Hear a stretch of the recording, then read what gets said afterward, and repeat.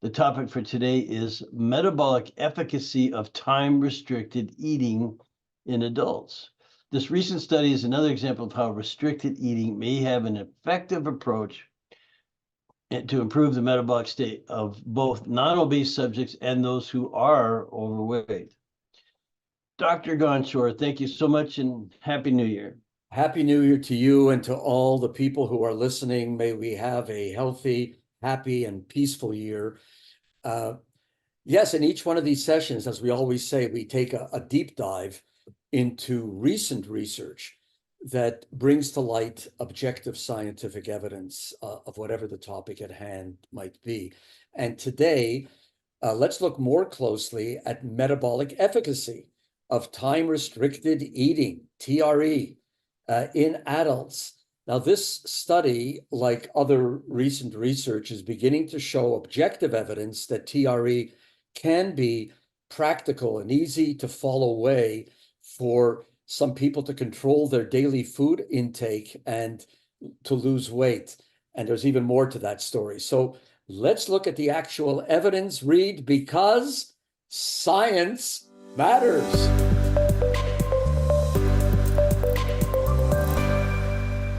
Fantastic. Well, I have to say that I'm really looking forward to the discussion of TRE today and your training on that. But after our last broadcast, which was titled The Gut Microbiome, Mild Cognitive Impairment, and Probiotics, there was quite a few questions that came to our attention. And one of the questions asked about the evidence available for the mechanisms that would explain the gut microbe, if the effect on cognitive function, like just how does that happen? So given that this is our first session of the new year, we thought we would take a few moments to give an update on what is arguably the story of the year from 2023, the explosive new drug treatments for weight control and a growing list of other clinical conditions. So would love to have your update, Dr. Gonshor. Well, thanks, Reed. And we will discuss the issue of the microbiome and so on at later sessions, but this really does need an update, and it's the GLP-1 RA update. And so we're really going to digress from what we normally do at this point in the broadcast, which is to answer questions which stem from the previous broadcast. In our September 20th broadcast, which for those of you who didn't hear it, you can go to our list on whichever that website is, and Reed can tell you more about that later. And it was glucagon-like peptide-1 receptor agonists, GLP-1 RAs, and their role in enhancing insulin secretion, reducing appetite, and in fact, initiating weight loss and control. Now, that broadcast triggered a wave of questions, given the sudden massive number of people who are now taking GLP-1 RAs. Sometimes I'll just call it GLP-1s. Like semaglutide. That's the term that you hear everywhere, including anybody who watches television. It's just all over the place. It's sold under proprietary names like Ozempic, Wegovy, and now there are many other brand names that are appearing what looks like an almost weekly basis. Everybody is jumping in. But the original two, which were produced by Novo Nordisk, which is a Danish company, Novo Nordisk's value as a company, it's a Danish company, it's now worth more than the entire GDP of Denmark, just to give you an idea of what's going on. This is crazy. So originally, the GLP-1s were developed as diabetes medications, but some form of GLP-1 RA is also taken by millions now as weight reduction medication. And now there comes a report at a recent November Heart Association meeting of the placebo-controlled trial. It was called SELECT, where the semaglutide was tested as a disease-modifying agent in patients with obesity and established atherosclerotic cardiovascular disease, classic cardiovascular disease. So they got both obesity and they got cardiovascular disease. And it was shown to very clearly work. The study included 17,000 patients. Most participants were post-myocardial infarction, MIs. They had a mean age of 62. They were mostly male, which should tell you something, and with a mean body mass of 33. So that is clearly within the obese range. And these participants lost a mean of close to 10% of their body weight over the first 2 years with the semaglutide, not surprising. There's 10 to 15%, sometimes even 20% loss, versus less than 1% of those that were on placebo. So it works big time. Death from cardiovascular causes showed a 15% reduction, and even more interestingly, a 20% reduction from heart failure and all-cause mortality. That's big. That's very, very big, considering all the other things that they're trying to figure out that have marginal effect. So as an explanation, the researchers noted that the GLP-1 RAs have been shown, and this is not new, but they really are now focusing on that, to reduce inflammation. It improves endothelium and left ventricular function. That's the left part of the heart, which pushes the blood into the aorta, into the regular body systemic system. It promotes plaque stability, which is very important, and decreases platelet aggregation. So therefore, less clots, less ability of the body to start forming what can cause heart attacks. And in this trial, the semaglutide was associated with a number of changes in multiple biomarkers of cardiovascular risk: blood pressure, weight circumference, glycemic control, not surprising, nephropathies, that is, that the kidneys were starting to work much better, the level of lipids, you got to keep them low, it was, and of course, C-reactive protein, which is a non-specific inflammatory biomarker. So the comment by those who have studied these results is that from a scientific standpoint, these data show that there is now a new pathway that can help modify risk factors for cardiovascular disease, and that this therapy can be used in patients who are overweight or obese. That's a pretty good result from a clinical standpoint. But as they say, wait, there's more. This past year, attention has also turned to the possibility that these semaglutides may have broader applications, including its potential positive impact on addictive behaviors, like reducing drug craving and alcohol consumption. That would be massive. So recent studies, very recent studies, are showing that semaglutides bind to a part of the brain that's called the nucleus accumbens, an area of the brain that's associated with reward. And it's been known for a long time that that's the problem area. And that semaglutides alter the dopamine metabolism when alcohol is on board. So you now don't get that dopamine rush. And in fact, in early 2023, just this past year, 2 studies demonstrated that semaglutides, even in very low doses, reduces alcohol intake in male and female rats. And believe it or not, in late November, there is the first evidence in humans that the semaglutide specifically reduces the symptoms of alcohol use disorder, AUD, which is one of the things that we're dealing with constantly with alcoholics.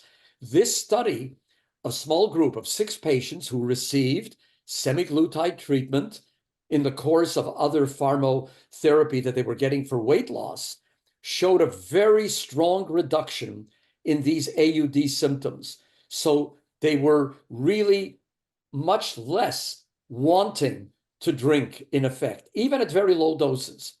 So the loss showed a very strong reduction in these symptoms. So the preclinical and early clinical data are providing what they call a signal of a significant treatment effect for semaglutide in these alcohol issues. Randomized controlled trials are now underway as we speak and should be concluded in the next 1 or 2 years, at which point there'll be a much better sense of the safety and the efficacy of this drug for AUD. But there's always a caveat, and I mentioned this in our September session on the GLP-1s. There's some very disturbing negative side effects. To that point, a recent analysis, which was published in JAMA on these GLP-1s, show that they're associated with, get this, a 9-fold higher risk of pancreatitis compared with other older weight loss medications. Those receiving these GLP-1s also had 4 times more frequent intestinal obstruction and more than 3 times more frequent gastroparesis, which, as you know, is a slowing down or the stoppage of muscle motility, the movement of muscles to push food out through the stomach. So the absolute risks of these complications, even though they're less than 1% per year of all the use, be careful, because GLP-1s are likely to be needed to be used long-term, potentially for life, for the effects on the body weight to persist. You can't stop them. So whether there are side effects and complications that are only now becoming apparent over time, could they become worse? It's currently unknown, especially when these medications are used for weight reduction. So we don't know these. These could become a real problem in the years to come. One last thing on this, there's added information in a report in a very recent Science Advances journal last month. Research described work in pigs, and you know, pigs are used very often because they're very close to humans in their metabolic structure, specifically utilizing, and don't laugh, a vibrating pill that could ease appetite.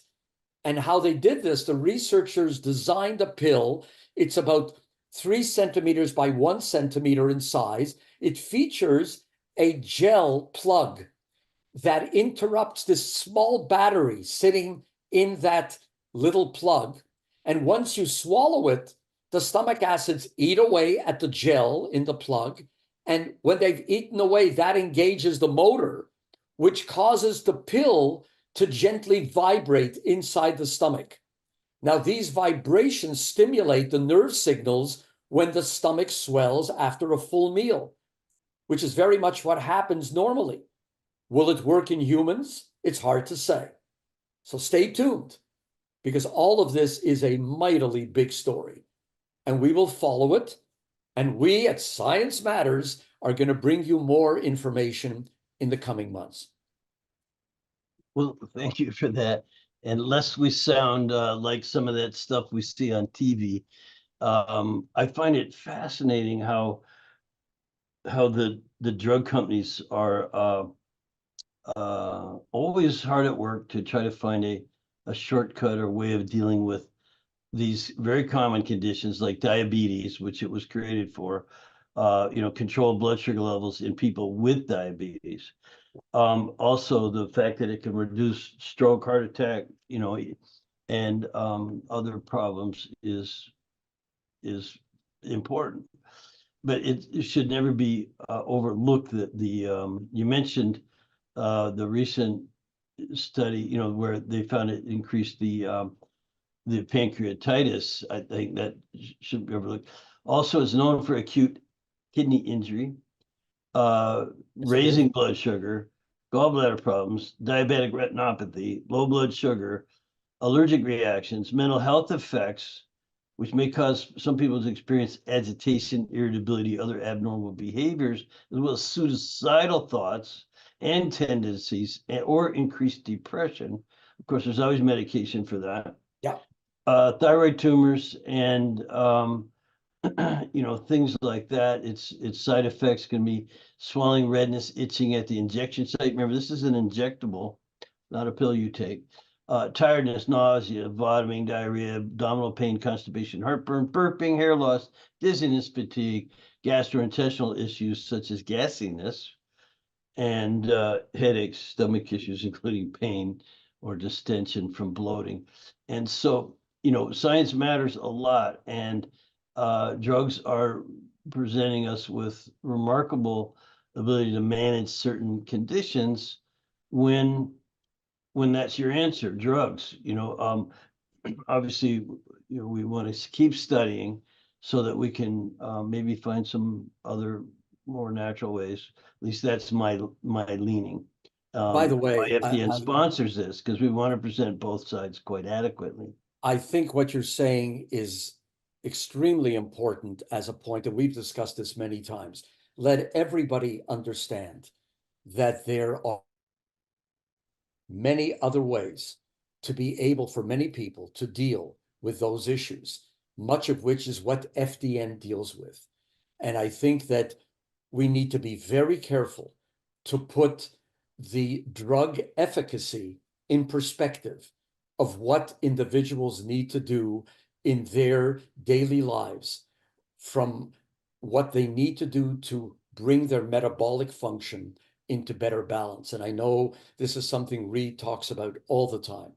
And so everything that I am discussing here in no way, and I repeat, in no way should diminish the importance of people taking their lives into their hands. And I'm not preaching now, I'm just saying that this is extremely important.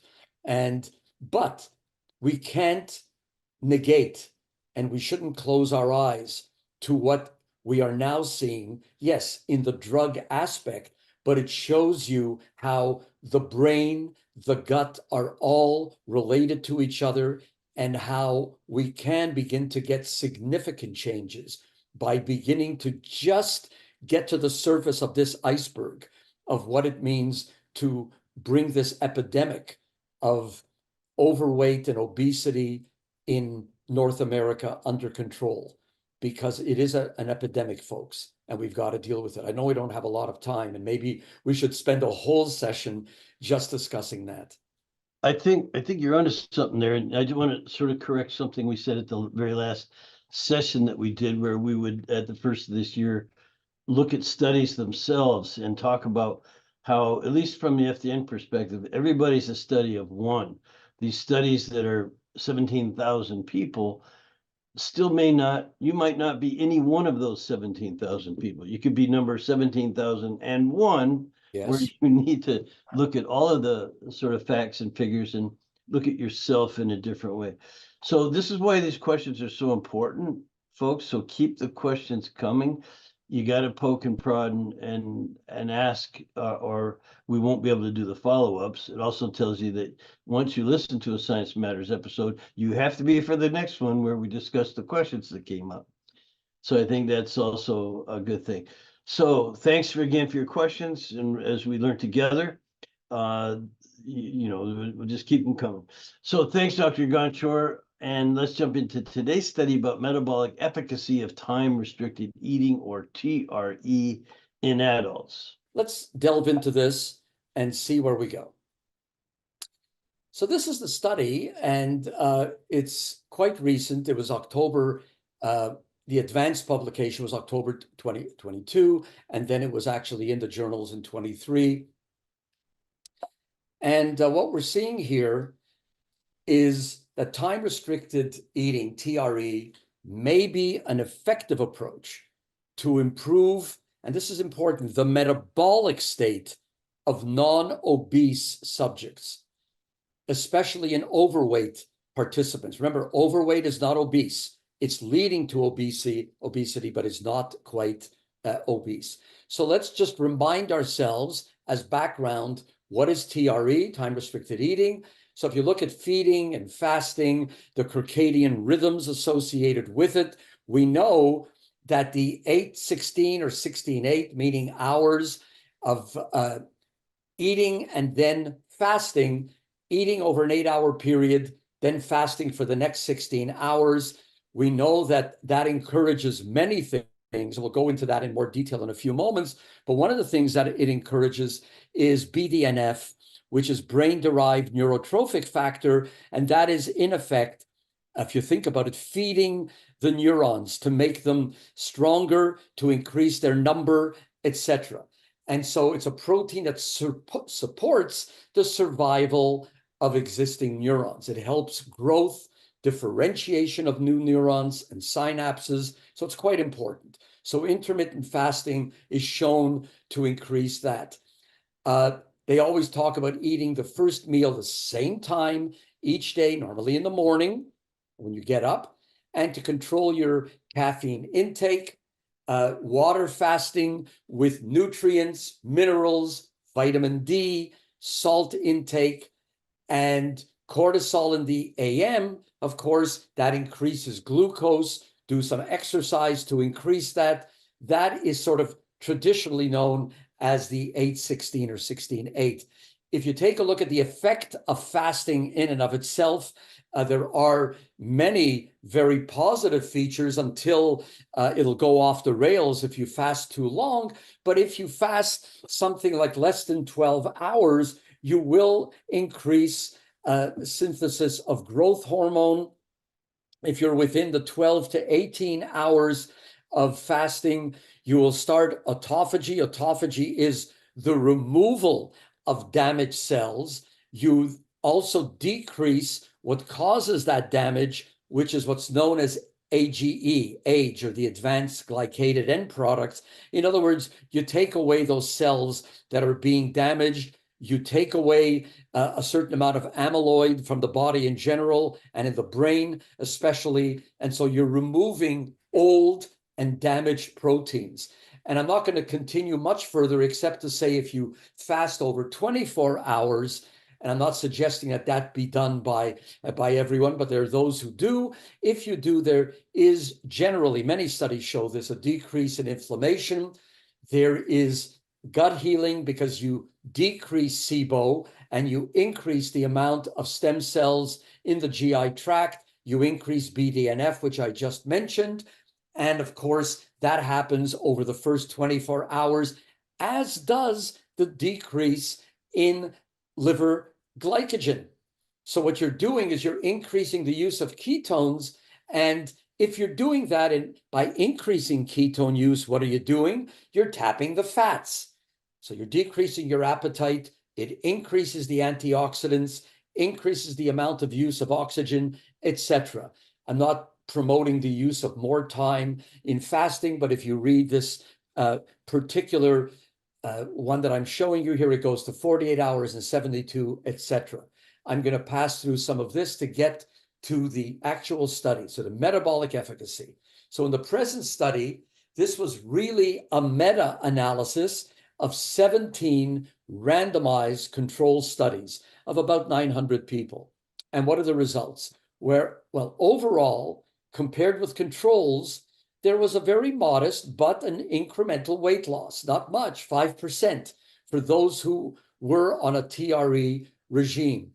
But the more limited data was for people with type 2 diabetes. And there it showed additional metabolic benefits. And this is what I want you to concentrate here, were the metabolic benefits coming from TRE, which include the classics. You improve the beta cells of the pancreas, their responsiveness. You increase insulin sensitivity, very important, especially for people with diabetes. Increase time in the glycemic range. In other words, they don't tend to go hyper or hypoglycemic. And for diabetics, that's critical. And for many of them, there are virtually no hypoglycemic events. So that's pretty significant. So the authors said that TRE improves glycemic control in people with both pre-diabetes and full-blown type 2 diabetes. And that's independent of weight loss. Very important, independent of that. So the advantages of TRE is that it's agnostic to food preferences and quality. In other words, it doesn't matter what you're eating, the quality of the food. It's agnostic. It doesn't care because it's dealing with other pathways. So TRE may have benefits beyond just a calorie restriction. And that it appears to be related to, as the authors say, to the timing of eating and the extent of the eating window restriction. Eating earlier in the day is better for markers of metabolic health. That's been known for a while, but they're now showing it by looking at the metadata. It's regardless of how much weight a person may lose. Remember that, because it's a metabolic issue.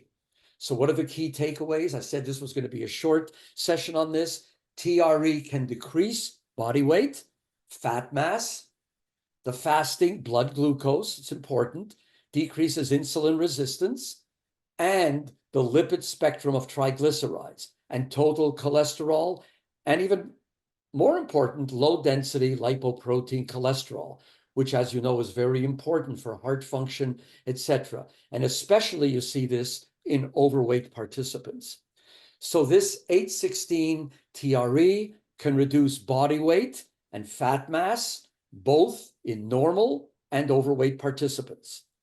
And TRE may be an effective approach to improve a metabolic state of non-obese subjects, and especially important in overweight participants. That's very important. And that's all for that particular study. Thank you so much for that. You know, we've done quite a bit of work with these lifestyle-based sort of remedies or therapies, if you want. We call it coaching to some extent, and it's generally considered safe and effective, and especially, like you said, in the overweight, but not necessarily obese person, even though the study it's said it was good for the people with full-blown diabetes. It's not the easiest thing to manage sometimes, so it should be done, I think, with a professional. Let's see what the questions are. We'll maybe delve into that a little bit deeper the next session. Everybody, please, thanks again for your questions. Subscribe, like, and share if you enjoyed this episode. Submit your questions, comments, and suggested topics to fdntraining.com/science matters. If you want a copy of the studies that we use, go to fdntraining.com/studies, and join us again in 2 weeks. It'll be January 24th when we talk about gut microbial carbohydrate metabolism contributes to insulin resistance. And we do this why? Because Science matters.